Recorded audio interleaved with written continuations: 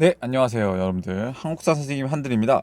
오늘은 우리가 지난 시간에 3.1 운동에 이어서 발생하게 된 대한민국 임시정부의 수립과 활동에 대해서 보도록 하겠습니다.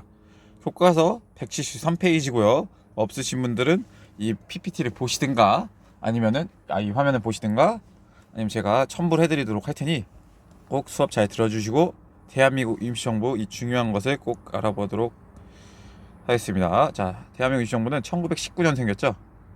1919년 무슨 운동이 있었습니까? 맞습니다. 3.1 운동이 있었죠. 이 3.1 운동이 벌어진 다음에 이제 대한민국 임시정부가 이렇게 활동을 하게 됐다라고 기억을 하시면 될 것 같고요. 자, 첫 번째, 대한민국 임시정부가 출범한 계기에 대해서 보도록 하겠습니다. 일단 배경은 이겁니다. 배경 적어주시고요. 3.1 운동 직후 국내외에서 임시정부가 수립됐다.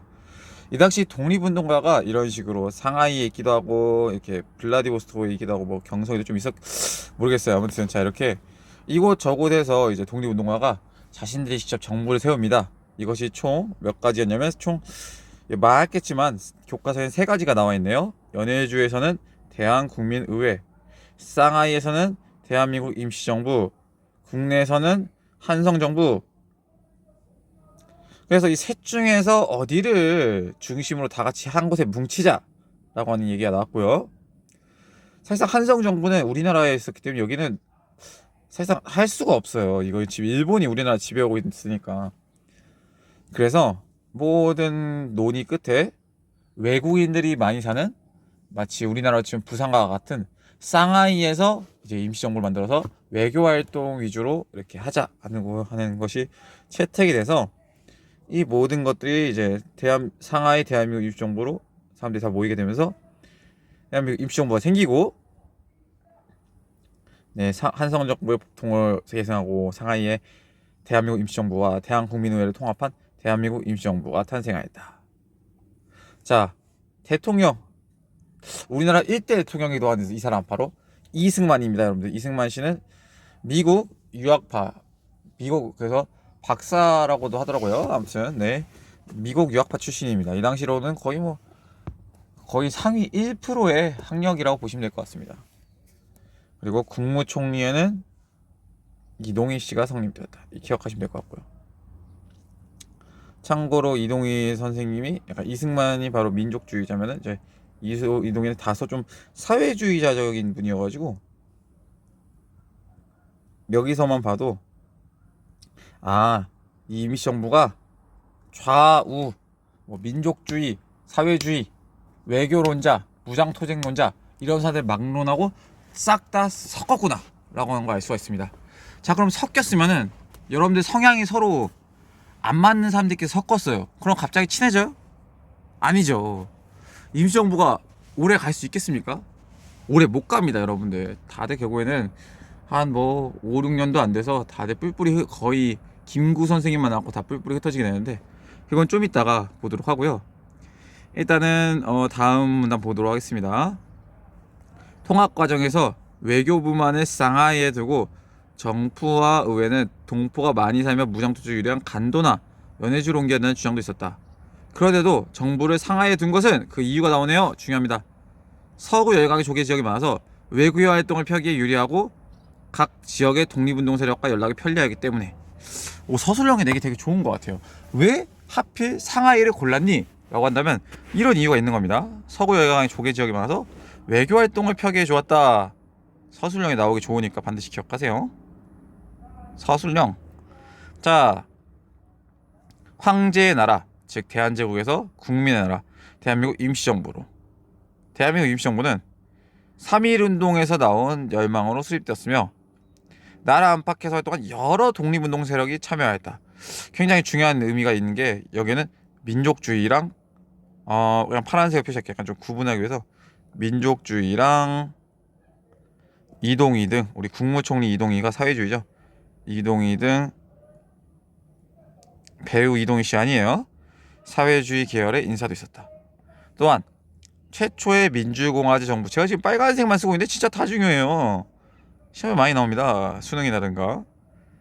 민주공화제 정부로서 삼권 분립의 원칙에 따라 입법기관이 임시의정원과 행정기관인 뭐도 있었다? 행정기관인 국무원, 사법기관인 법원. 우리나라도 입법, 행정, 사법이 뭐 다 나눠져 있잖아요. 그런 것처럼 이것도 이제 임시정부긴 하지만 나름 이렇게 모양을 갖추고 있었다라고 기억하시면 될 것 같고요. 자, 다음 주 볼게요. 일제강점으로 한국인이 주권 행사할 수 없었지만 대한민국 임시정부의 수립은 황제의 나라인 대한제국에서 국민의 나라인 대한민국으로 첫걸음을 내딛었음을 의미한다. 굉장히 멋있게 잘 나와 있네요. 다음 페이지. 자, 여러분들 정부를 돌리기 위해서는 우리나라 정부도 지금 사람들한테 뭘 걷죠? 정부에 돈이 필요하니까 뭘 걷습니까? 세금을 걷죠. 세금으로 정부를 운영할 수 있는데 지금 우리나라 이 임시정부, 대한민국 임시정부는 해외에 있기 때문에 세금을 이렇게 우리나라가 이렇게 있으면 임시정부는 딱 여기 이렇게 있었단 말이에요. 이쪽에 있기 때문에 세금을 건다는 것 자체가 사실 쉽지가 않았어요. 그래서 몰래 세금이나 또는 뭐 연락을 하기 위해서 국내에 몰래 이렇게 비밀 기지 같은 것들을 여러 곳에 설치합니다. 비밀 조직을 만들어서 독립운동 자금을 모으다. 보도록 할게요. 자, 대한민국 임시정부는 독립운동 자금을 안정적으로 확보하고 나라 안팎의 항의 세력과 연락망을 구축하기 위해서 연통구와 교통국을 설치하였다. 좀 어려울 수 있는데 돈을 모으고 막 이렇게 하기 위해서 우리나라에다 몰래 이렇게 스파이라고 하면 되죠. 사실 우리나라 땅이긴 한데 아무튼 이렇게 몰래 사람들을 보내서 이렇게 돈도 걷고 통신, 첩보 활동도 했다 이겁니다. 연통부는 대한민국 임시정부의 국내 비밀 행정 조직으로 재정을 확보하고 제정되는 법령이나 공문 등을 국내에 전파하였다. 교통국은 대한민국 임시정부의 통신기관으로서 정보 수집, 분석, 독립운동 자금 모집 등을 관장하였다. 약간 우리나라 국정원이나 뭐 FBI 그런 느낌인 것 같아요. 특히 이륙 양행에 둔 안동교통국의 활약이 두드러졌다. 이거는 이 부분 있잖아요. 이 부분이잖아요. 이 부분 제가 까만색으로 표시할 텐데 이 부분은 내가 수능을 잘 보고 싶습니다. 아니면 내가 한능검을 보고 싶다 하면은 기억하시면 돼요. 이거는 한능검용이라고 적겠습니다. 한능검용. 한국사를 어려운 시험 보겠다 하시면 반드시 기억하셔야 될 것 같고요. 한편 대한민국 임시정부는 독립운동 자금 마련을 위해서 돈을 모아야 되니까 나라에서 돈이 많은 사람들한테 이렇게 돈을 받고 나중에 해방되면 돌려주겠다, 이자를 쳐서 돌려주겠다 이런 식으로 돈을 많이 이렇게 기부금이랑 독립공채란 걸 만들어 가지고 사람들한테 나눠줍니다. 이 독립공채 제가 빨간색을 달아가 있어요. 독립공채를 발행하거나 의원금을 거뒀다. 이 독립공채 내용은 이겁니다. 여기 보시면 대한민국 대한민국 정부라고 써있고 뭐 해방이 되면은 갚겠다 이런 식으로 되는데 제가 예전에도 말했다시피 이게 실제로 갚아진 거는 그 이후로부터 거의 한 6, 70년이 지나야지 겨우 받을까 말까 하고 대부분 다 뭐 제대로 돌려받지 못한 게 현실이죠. 자, 외교활동. 애초에 상하이에다가 지은 이유가 상하이에 외국인들이 많이 사니까 외교관들이 사는 조개 지역이 많으니까 이렇게 살았단 말이에요. 그래서 이 사람들은 이제 외국인이라는 열강으로부터 임시정부 공식 정부로 승인을 받고 지원을 받기 위해서 외교활동에 주력하였다. 우리가 임시정부지만 정말 정식으로 인정받은 정부가 되기 위해서 부단한 노력을 하셨습니다. 일단 이거 지난번에 봤던 내용이 짧게 볼게요. 파리 강화회에 파견되어 있던 우리 유식한 형님 김규식 씨를 대한민국 임시정부의 대표로 임명했다 하는 등 여기 있네요. 파리 강화회에 참여한 김규식. 파리에 파견되어 파리가 어디야더라? 프랑스죠. 프랑스. 유럽에 이렇게 사람을 한 명 간 사람을 대표로 해서 마치 외교관처럼. 실제 여러분들 이 김규식 씨가 엄청난 천재라고 제가 말했죠. 제가 기억하는 언어 뭐 영어, 중국어, 일본어, 프랑스어 뭐 이런 것들 다 할 줄 알았다. 거의 뭐 7개 국어가 가능한 능력자였다. 이런 똑똑한 사람이 이제 파리에 가서 활동하는 거고요. 임명하는 등 여러 국제회의 대표를 보내 한국인의 독립운동 의지를 알리고자 노력하였다. 미국에는 구미위원부를 두고 구미위원부 이건 좀 독특하니까 구미위원부. 이것도 중요한데 이거는 예전에 배웠던 내용이니까 넘어가고, 이건 이제 미국의 구미, 우리 미국이야, 미국 할 때 미국. 구미위원부도 대통령 이승만을 중심으로 외교 활동. 우리 이승만 대통령께서 해외 유학을, 미국 유학을 하셨기 때문에 영어를 굉장히 잘하셨을 거예요. 그리고 심지어 결혼하신 와이프도 미국 분이십니다. 그래서 이렇게 미국에 나가서 외교 활동하는데, 문제는 잘 들어오질 않아가지고 결국에는 이제 갈등을 이제 푸는데 큰 역할을 하지 못하고, 임시정부가 갈등을 회복하지 못해서 내부 분열이 벌어지게 되죠. 자, 외교 노력의 결과 어떤 결과가 있었는가 보도록 할게요. 외교 노력의 결과, 순원을 수반으로 한 중국 정부의 승인을 받고 소련의 레닌으로부터 독립운동 자금을 지원받았다. 이 소련 레닌으로부터 독립운동 자금을 지원받는데, 이것도 약간 좀 여차저차한 썰이 있어요. 돈이 일부가 이렇게 쓱 오는 과정 중에 막 도둑질을 당하고 막 그래가지고, 이런 여러 가지 안 좋은 일이 겹치고, 또 연통부와 교통국 이것들이 나중에 차에 몇 년도 안 돼서 발각돼 버려요. 걸린단 말이에요. 그럼 돈이 떨어지죠. 돈도 떨어지고, 뭐 지금 정상적으로 되는 게 많이 없으니까 임시정부의 위기가 생기게 됩니다. 그 위기에 대해서 좀 이따가 보도록 하고, 일단 마저 읽을게요. 그러나 제1차 세계대전의 승전국인 미국, 영국 등이 주도하는 국제사회에서는 한국의 독립 여론을 환기하는 데 머물렀다. 즉 강한 나라들은 우리나라를 잘 안 도와줬다, 이렇게 생각하시면 될 것 같습니다. 어쩔 수가 없어요. 약한데 뭐. 이거 뭐지? 됐습니다. 자, 임시정부의 신호탄, 대동단결의 선언, 막 이런 것도 있는데, 이런 대동단결의 선언 이후에 이제 임시정부가 생겼다, 이렇게 생각하시면 될 것 같은데, 뭐 넘어갈게요.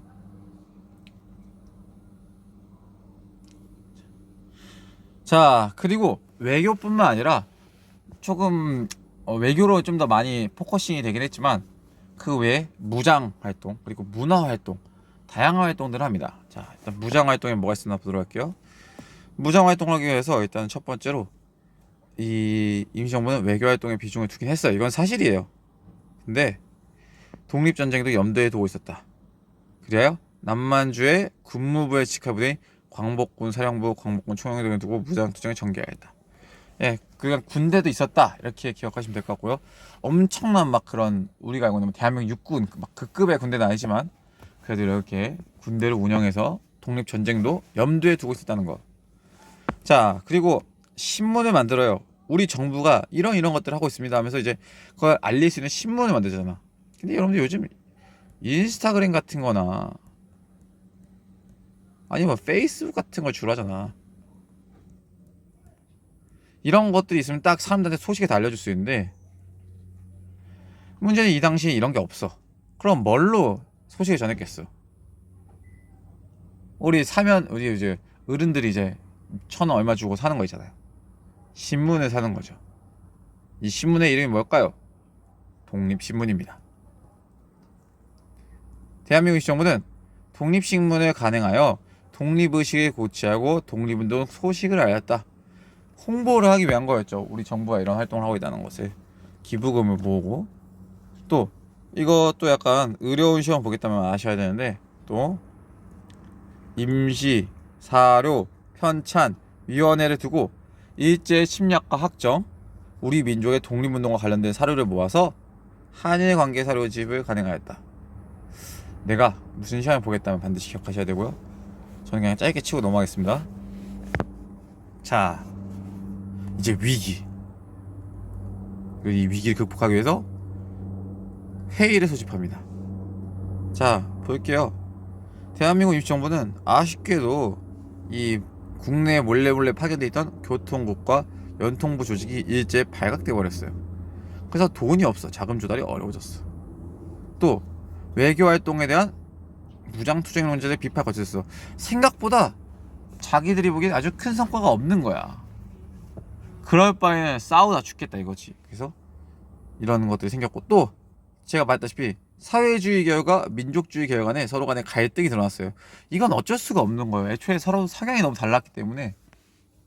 실제로 나중에 또 신간해라 그래가지고 사회주의자들과 민족주의자들이 모여서 또 모임을 하게 만드는데, 그것도 얼마 10년도 못 가서 이제 해소가 돼버리죠. 자, 각계 독립운동 지도자들은 이 국면을 타개하고자 국민대표회의, 너무 중요하다. 국민대표회의, 이 위기를 하기 위해서, 이 위기 이후에 극복하기 위해서 국민대표회의를 열어가지고, 야, 너희가 하고 싶은 말 다 해봐, 이렇게 하는 거죠. 그렇게 해서 독립운동의 새로운 방향을 모색하였다. 하지만 임시정부의 진로 문제를 두고, 자, 국민대표회의의 주요 안건은 역시 이거였죠. 이 임시정부를 고쳐서 쓸지, 즉 개조할지, 아니면 아예 새로 만들지, 새롭게 창조해야 될지, 이 내용이 그 내용이고요. 자, 개조파와 창조파가 대립해서 국민대표회의는 결렬됐어요. 실패했다 이겁니다. 합의를 못 봤어요. 그럼 이제 정부가 마음에 안 드는 사람들이 합의를 못 했는데 굳이 여기 남아있을 이유가 있습니까? 없죠. 다 뜨는 거예요. 창조파 막 이런 사람들 막 다 뜨고, 개조파도 많이 뜨고, 다들 실망해가지고 진짜 거의 뭐 진짜 김구, 이동영 이런 분들 빼고 다 나갔어요. 안타까운 현실이죠. 국민대표회의가 결렬된 이후 대한민국 정부는 침체에 빠졌다. 이에 미주 지역의 독립자금을 독점하면서 대통령의 직무를 다하지 않는 자, 이런, 교과서에 이렇게 센 용어가 이렇게 있을 줄은 몰랐는데, 아무튼 미주의 독립장을 독점해서 대통령의 직무를 다하지 않는 자, 이승만. 굉장히 옛날보다 교과서 용어가 좀 세진 것 같아요. 아무튼 이승만을 탄핵했다. 돌아오지 않으니까 그냥 보내버렸다 이겁니다.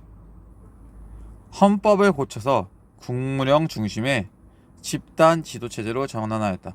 대통령한테 힘을 다 실어줬는데 대통령이 안 와버리네. 그러니까 어떻게 할 수가 없는 거야. 나라 위기가 있어도. 그래서 이럴 바에는 여러 명이 서로 간에 권력을 나눠 갖자 해가지고 집단 지도체제로 전환됐다. 국무령 중심의 집단 지도체제로 전환. 그리고 이동영과 김구, 이 김구 중요합니다. 김구 등을 중심으로 체제를 재정비해 나갔다. 김구는 이 임시정부가 거의 너무 침체가 세니까 이것을 극복하고자 1932년 말에 한인 애국단을 만듭니다.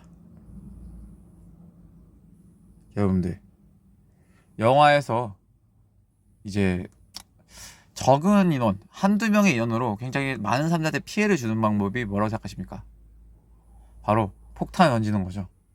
똑같습니다. 이 한인애국단은 이제 젊은 사람들 이제 가가지고 일본인들이 많은 곳에, 일본인의 주요 이제 높은 사람들이 많은 곳에 폭탄을 던지는 활동을 한 건데, 근데 폭탄 던지는 걸로 유명한 사람들 누가 있어요, 여러분들?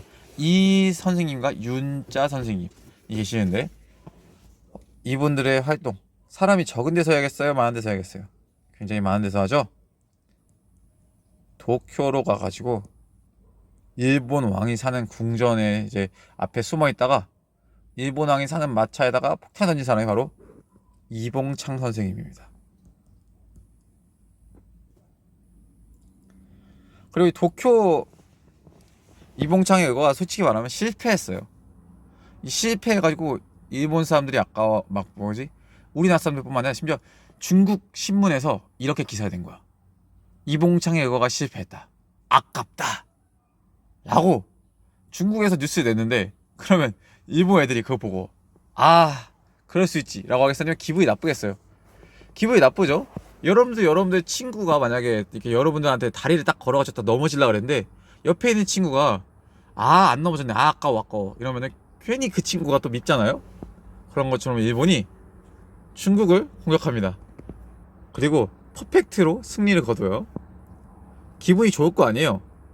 그래서 중국의 이제 상하이에 있는 홍커우라는 공원에서 함께 전승 축하 파티를 열고, 거기에 대해서 일왕의 생일 파티를 열었는데, 이곳에 또 이제 한 남자가 딱 등장을 해요.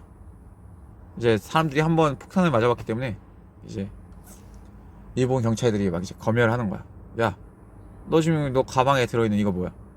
이 사람이 이렇게 얘기하죠. 이건 도시락과 물통입니다. 물론 아무튼 자, 그렇게 해서 이렇게 딱 검문을 지나간 다음에 축제가 벌어지고 있는 그 단상에다가 폭탄을 던지는 겁니다. 도시락과 물통 던졌는데 그게 알고 보니까 뭡니까? 폭탄이었죠. 이분의 이름은 바로 윤봉길 선생님입니다. 이 두 분은 그 자리에서 잡힌 다음에 결국에는 사형을 당하게 되는데, 아마 이분들도 아셨을 거예요. 본인들이 이렇게 안 좋은 최후를 당하게 될 거란 걸. 그래서 저희가 진짜 이분들을 더욱더 존경하고 또 감사해야 하는 이유인 것 같습니다. 아무튼 이분들의 활약을 보고 중국의 장제스라는 사람이 깊은 감명을 받은 거야. 감동받았어. 중국의 몇 천만, 몇 억 사람들이 못한 일을 고작 한국인 2명의 젊은 사람들이 해냈다 라고 하면서 중국 장제스가 임시정부 인정 하면서 임시정부를 돈으로 지원해주고요, 이것저것 합치게 도움을 줌으로써 나중에 그 돈으로 대한 광복군이라 해서 우리도 어엿한, 지금 대한민국 육군의 전신은 대한 광복군이 생기게 되는 건데요. 아 잠깐만요, 대한 광복군이 아니잖아요. 한국 광복군인데, 죄송합니다. 한국 광복군 바꿀게요. 한국 광복군 이랬다는 거 아시면 좋을 것 같습니다. 네, 오늘 우리가 선생님과 함께 3.1운동에 생긴 독립운동을 이제 전개할 임시정부에 대해서 배워봤는데요. 근데 임시정부는 어떤 시험을 봐도 정말 중요하고, 또 우리의 역사에 있어서 또 헌법에도 나와있죠. 임시정부를 계승했다는 것이. 그렇기 때문에 잘 기억해서 우리가 앞으로 역사를 배움에 있어서 잘 기억을 하면 좋을 것 같습니다. 네, 수업 마무리하도록 하겠습니다. 감사합니다.